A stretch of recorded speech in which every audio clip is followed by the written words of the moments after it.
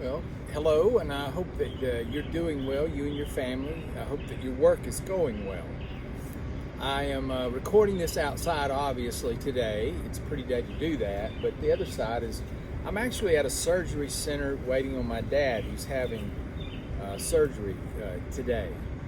And I thought instead of waiting until I get to the office, why not take this occasion to offer a word pertaining to the work that we're doing and the reading that we're doing.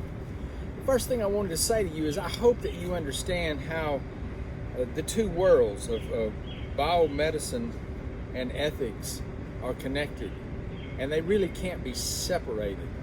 I want to still have a conversation with you at some point about the work of Frankenstein, Mary Shelley's book. And the idea, the ethical premise behind that is just because you can create something, can you control it? What if you can't control it? What are the implications? There are many, many ethical issues in our time, and some of them, quite honestly, are emerging, evolving. It's all changing, and you know as well as I do that's the case. And so this is a very relevant study, is what I'm trying to say to you. This is a very relevant study that we're doing, biomedical ethics. And this week in chapter 5, I have you reading about the issues of justice, especially when it comes to allocating health resources. On the one hand, if we had all the resources needed, then that would be maybe one thing. But what if you were in an area where there's scarcity, where you have to make decisions? How do you make those decisions? Like, who gets treatment and who doesn't? I mean, where are the parameters? What are the deciding markers on issues like that? Now, that's where ethics comes in. And that's where it's very important to understand the connection between those things. The fact that we can do a transplant, a liver transplant, is a wonderful thing. But because of the scarcity of the resource, because there aren't enough transplant options, decisions have to be made. You get put on a list. You have to wait, or some people are never given the opportunity or privilege of having a transplant. How do those decisions get made? Who makes those decisions? Is that something that an individual hospital makes? Is that something that a board takes care of? How does that work? Now, I want you to dive into that. Some of you are already going to know the answer. It's already in the text. But go back and look at that. It's important.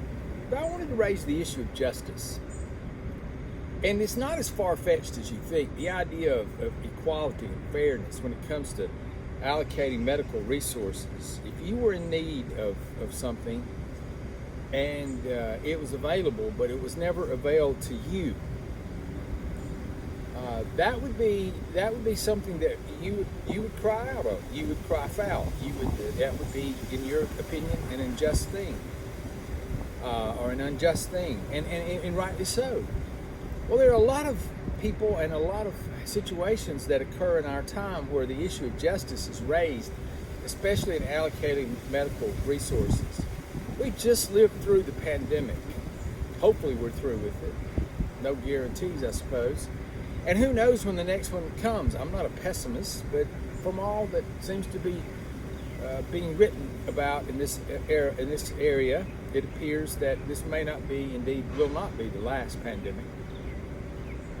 When you're in the middle of that, when we were in the middle of this pandemic, if you remember well, early on there was protocol. There were certain kinds of things that were needed. Take, for instance, ventilators. And there seemed to be a shortage of those. And hospitals were having to, at times, try to make decisions about who gets a ventilator and who doesn't. And again, this has raised the issue of justice. And the interesting thing is the dialogue that happened in our culture was very interesting.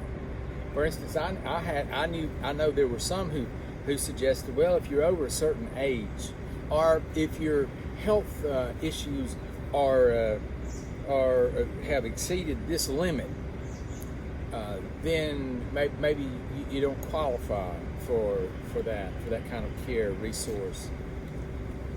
The thing is, what does justice look like when it comes to trying to provide medical resources for people who are in need? What does equality and fairness look like? Let me give you another scenario and it's something that got raised in the text in chapter 5, a case study about a woman who had renal failure from Jamaica, and her doctor knew she didn't have the support. She just didn't have the support in her present situation to continue to come to the clinic and be treated.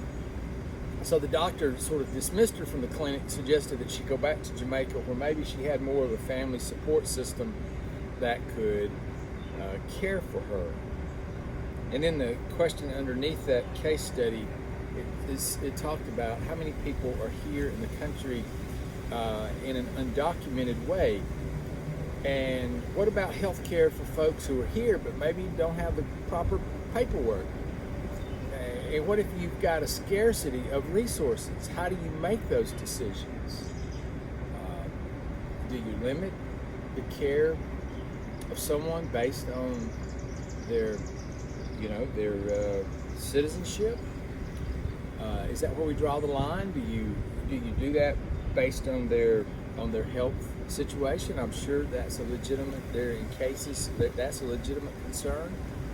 What about age and other factors that come into play? So all of this has a lot to do with the whole arena called ethics. There is in the fabric of the way we view the world, the way we try to operate, I suppose, an expectation that justice be practiced, especially in healthcare, because healthcare is about helping people, helping someone who is in need. How do you practice that kind of care in a just and fair way? Of course, if you're in this field already, you already know that that's not something you would decide individually. If you belong to, a healthcare provider, insurance companies, hospitals, all of these agencies and institutions, they create boards, ethical boards, and people make hard decisions along these lines. So what I'm suggesting to you, this is not just theoretical. These aren't just words on a page. They may not seem very relevant to you at where you are with your life, but I'm here to tell you this is a very real issue for a lot of people. And sooner or later, it may become an issue for you. Who knows? No, none of us know that, right? And so take seriously the reading. Think about the different case studies, the scenarios that come up and all of that.